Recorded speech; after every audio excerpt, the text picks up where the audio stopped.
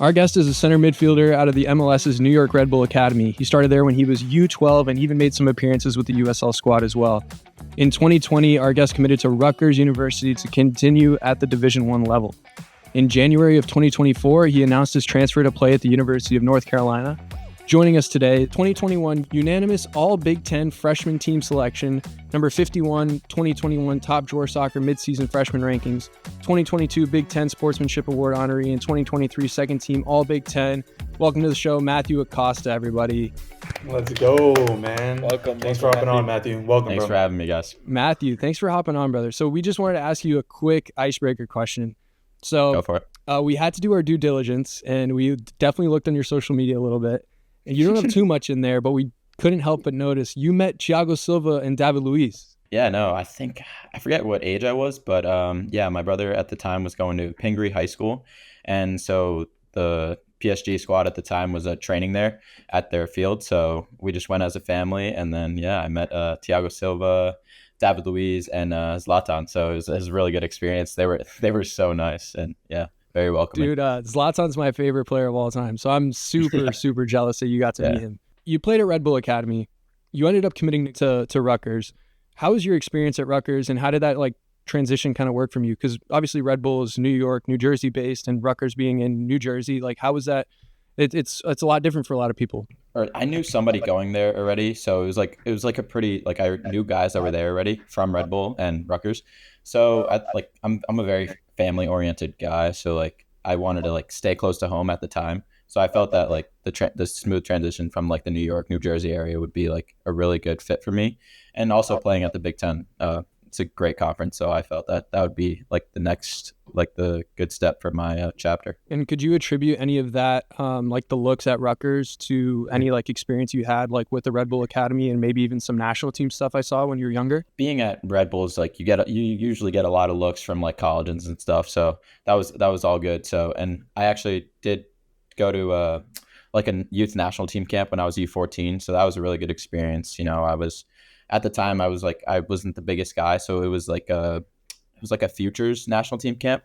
So a bunch of the other undersized guys were there too. So I thought that was a really good experience. And were there any moments in club footy that you think directly impacted your chance to go to Rutgers? Or were there any big showcases, big performances you can point your finger on? So there was actually one of the coaches at Rutgers is an assistant, or he's a director now at PDA. So Red Bulls and PDA would always play each other. So he saw me all the time, but showcases played into it as well. Obviously you have to show well in showcases, because you get 3-4 days to showcase your talents to other scouts. So that definitely plays a role in it too. And so then when it comes to scouting and being prepared for these showcases and stuff, is there anything that you might be able to provide, any insight for any listeners who say are maybe in high school, that commitment age that they can be focusing on? Yeah, no, for sure. It could definitely be very nerve-wracking for people to go there. And you go to the what is it, MLS Next now, and you see all the scouts there on the side. It could be definitely nerve-wracking. So for me, it's just you play all the time, you train for these moments. You want to go to the big colleges. So you just stay relaxed and stay even-headed, and I think you should be fine. You get to college. College is obviously a very different game. As soon as you get there on your first day, you can just tell right away it's a different environment. The pace of play is different. Everyone's a lot more physical. What would you say was your biggest challenge when you showed up at Rutgers? Finally, you committed. You're in a Division I program. What was the biggest challenge you think for you? I would say my biggest challenge was just I wasn't really too far from home, but I would just say being away from home, being in a different environment, not really being able to go home and like I said, I'm family oriented, so I'm always with my family and stuff like that. So just being away from them for a little bit was probably the biggest challenge for me. We noticed you were unanimous all first team freshman year, all second team freshman year. Yeah.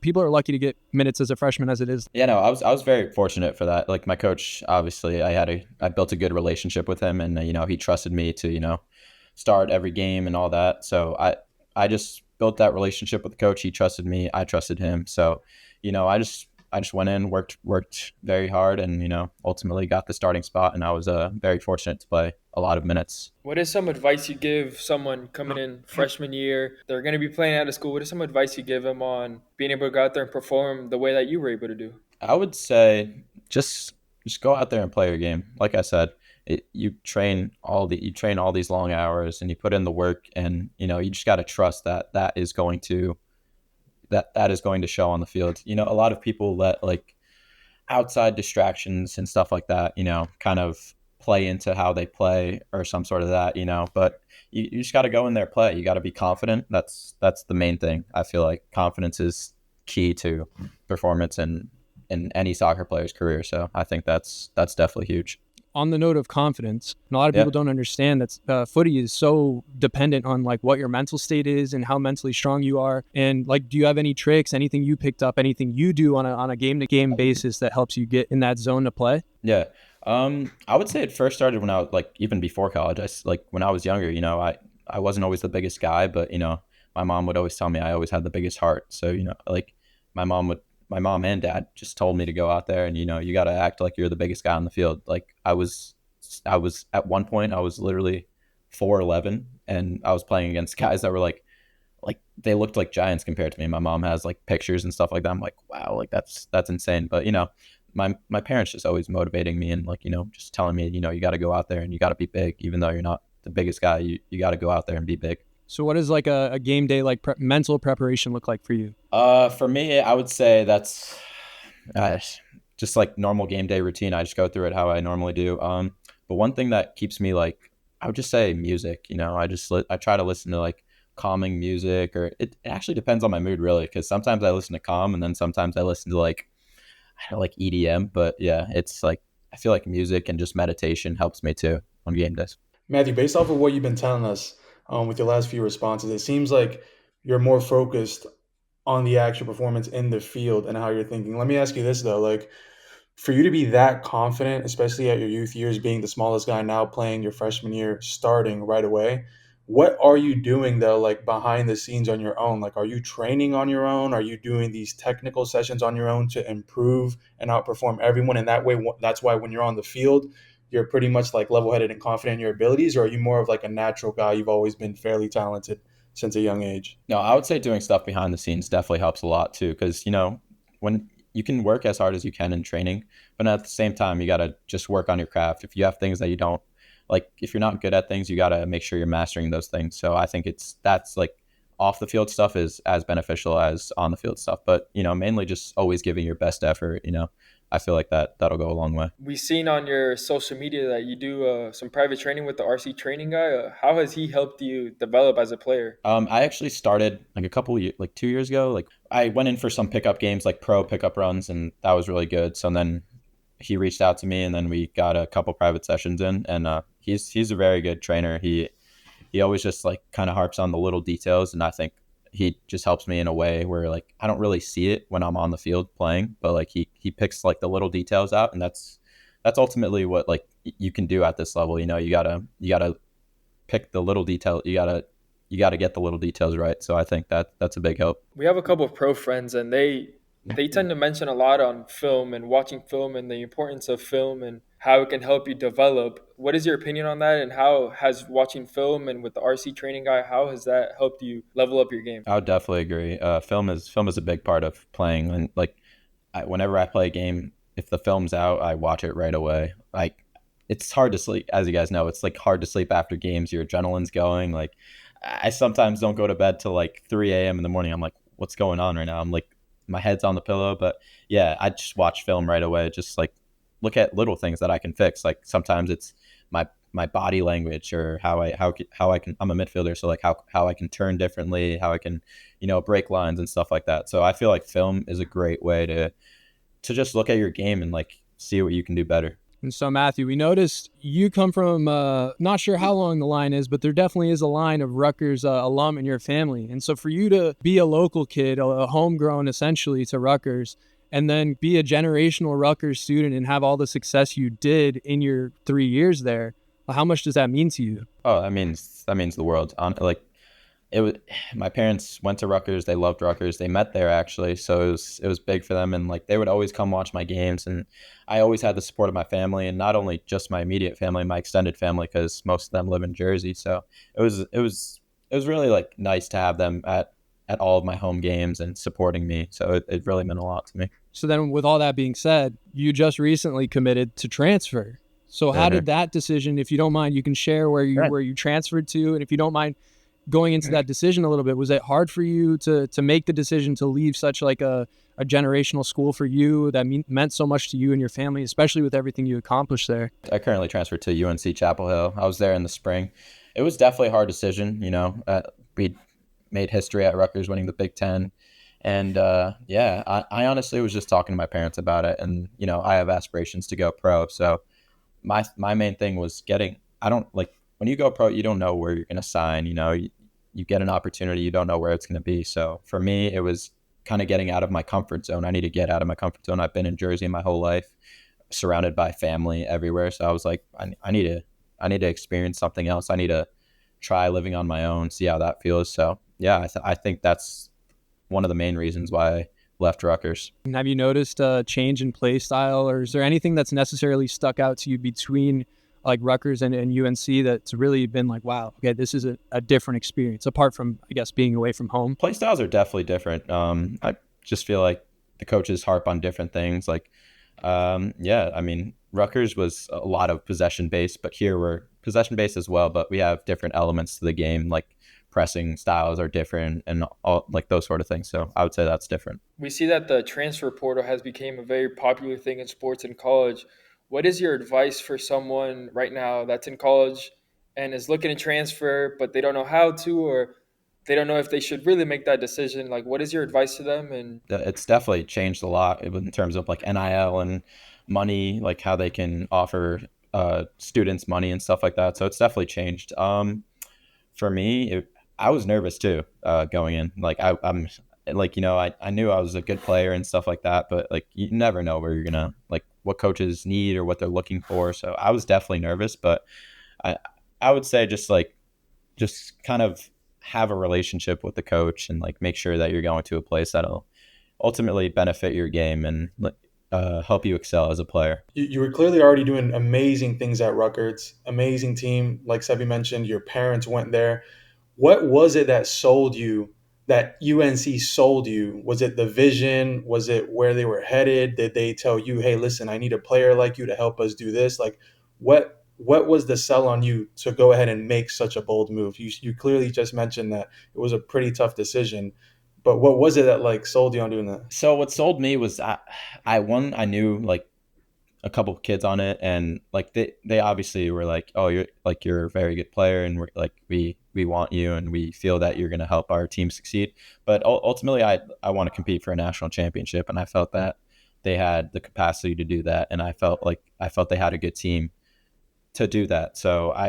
And at the same time, getting a UNC degree means a lot too. So I felt that would help me not only progress as a player, but as a person as a whole. So I felt that was the right decision.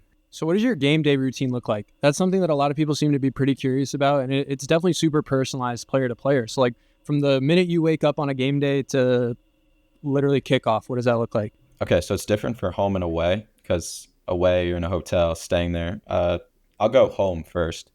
Home games usually just have breakfast at the facility, then go back. I like to play video games. I feel like that's just, gets my mind off things, because usually games are at like 7 p.m. So you have to wait. You literally have breakfast at 9 a.m. and then you have all that time till like pregame meal and stuff. So I play video games with my friends. I feel like that just helps me, get my mind off things. And yeah, and then after that, just meditate a little bit, and then you have the pregame meal into our meeting, and then after that I just listen to music, roll out, and use the Theragun, and then it's time. It's time for the game, and then away it's kind of more boring. Same, have the meal or breakfast, and then I just go up, watch Netflix, YouTube, whatever it may be, and then meditate again before we have to leave, and then listen to music. So are there any adversities that you've faced in your career, whether it be club, whether it be academy, whether it be college, that have been a setback, whether it's an injury or something off the field? Is there anything that you've personally had to overcome that you might be able to share? I would probably say at my time at Red Bulls, when so the jump from U13, you have to basically go to the U16 or U14. So it's U14 to U16 jump. So at the time I was a smaller player, as I mentioned. So I made the team, but there was like a DP type of thing. I don't know if you guys know what that is, but like it's like a developmental player. So I was on the 16s team. So I made the cut. Like they cut a lot of players, but I made the cut. But then I had to play with like they made like a U15 team. So I had to play with the younger guys. So obviously, I wanted to play with like my guys, my age group, but at the time I wasn't big enough, strong enough, fast enough. So I took that time to, just go with the 15s. Like I trained with the 16s all the time, but then I had to go play games with the 15s. So that obviously took a lot of my mental toll. I would come in the car, cry to my parents. I'm like, I don't like what's going on. Like, I think I'm a good player. I know what I bring to the table, but at the same time, like the coaches, I just wasn't big enough. That's what it came down to. I wasn't fast enough and all that sort of stuff. So they just were like, my coaches would tell me like, "Hey, you're not ready yet, blah, blah, blah." So then I went into 116's game. I thought I did really well, played well, started the next game, and then after that, I just didn't play again. So that like I said, that really just took a like toll on me. I thought I wasn't good enough and whatnot, but I kept going, I kept pushing, and then when I was actually like you're at U16 for 2 years, so then my second year I was playing a lot, and the coach loved me, and now actually he actually just reached out to me. He's like, "Oh, it's my favorite like developmental player," whatever. And I'm just like, I like roll my eyes because I'm like, at the time I'm like, I did not like this at all, and like I didn't like him for it, and then now we have like a really good relationship. So I'd say that was one that definitely took a toll on my mental. If you could go back and give like younger Matthew some advice and maybe give him some pointers, what would you go back and tell yourself? Um, I would just say patience. Patience is key. You got to be patient. You got to trust in what you're doing, and that the work it's gonna show. Because obviously, when you're in the moment, it looks like not like what's going on. You ask questions like, why am I not here? Why am I not there? But you just got to keep working, and you gotta trust in that'll work. But be patient in the sense where your hard work is gonna pay off. So not necessarily be like lazy or whatever, but you gotta work hard to make sure that'll play in. Who's your hero, Matthew? Could be anybody. Who's my hero? Cristiano Ronaldo. Why is But that? Is it somebody you looked forward to? Because you mention yourself as a smaller midfielder, so a lot of people would think you would look up to Messi. So why Ronaldo over Messi? so funny enough, like I don't know, like there's everything about Ronaldo I loved. Like from a young age, I would like try and copy his hairstyles. Like I had like the his I don't even know what it is, but he had that, and then he had like the tail at one point. I wanted to do that. I have no idea why, but I wanted to do that as well. But my thing is always my idol is like Ronaldo, but my like the best player ever is Messi. So like I always like look up to Messi's game, and I'm a midfielder, so I don't even know why either of them would be my idols. But like in terms of my position and what I look like, who I look at like Busquets, Iniesta, Modric, those guys. I don't like go to Messi or Ronaldo. So I got a couple like a little more lighthearted questions, and then Okay. we got one good one there at the end, which we'll explain in a minute. So the first one, Okay. lighthearted. These could be quick fire or whatever. Yep. What is your like favorite boot of all time? Whether it's Nike boot, Adidas boot, Puma, colorway, Okay. and everything.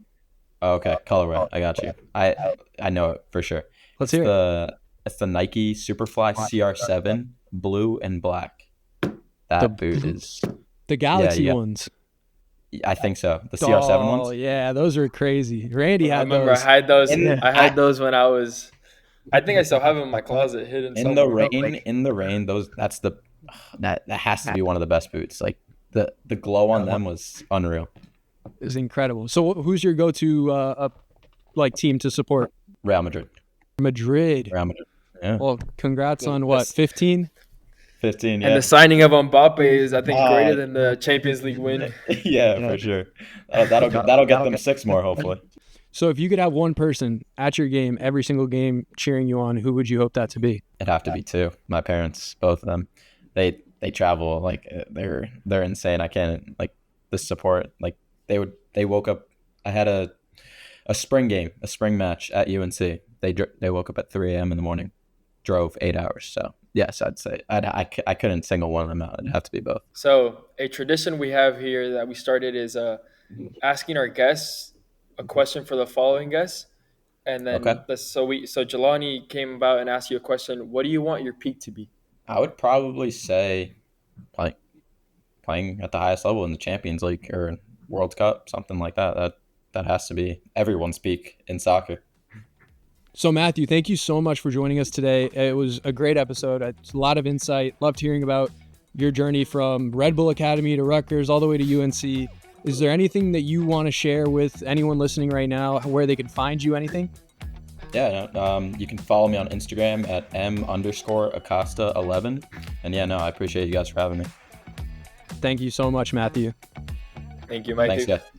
Let's do it, my brother. Thank you, bro.